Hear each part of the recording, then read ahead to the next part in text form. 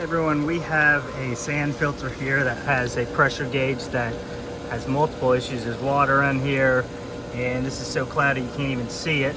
So we're gonna go ahead and replace it. These things are only about $8 online, so it's worth it just to replace it and get a fresh one anytime you can. So you'll see this piece here, they have these either on the back or on the bottom, depending on the type of filter you have and where you put your pressure gauge. So first step, come over here, we're going to turn it off.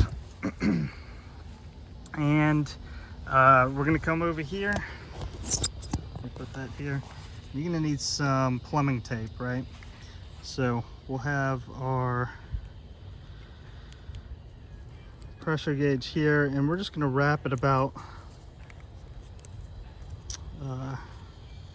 4 or 5 times. 1, 2, 3, 4. All right.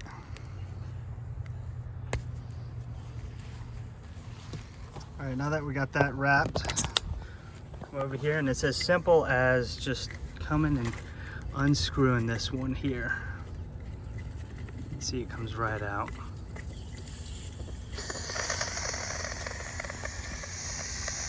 All right, now we'll take our new one,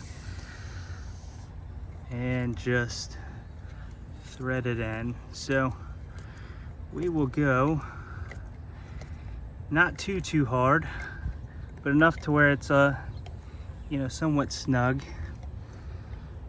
and to where it's straight like this. The cool thing about this is you can adjust it here, and looks pretty good. So let's turn it on and see how it's working. There we go. It's just that simple. So hope this video helps y'all out. Do me a favor, hit the like, hit the subscribe button, and thanks for watching.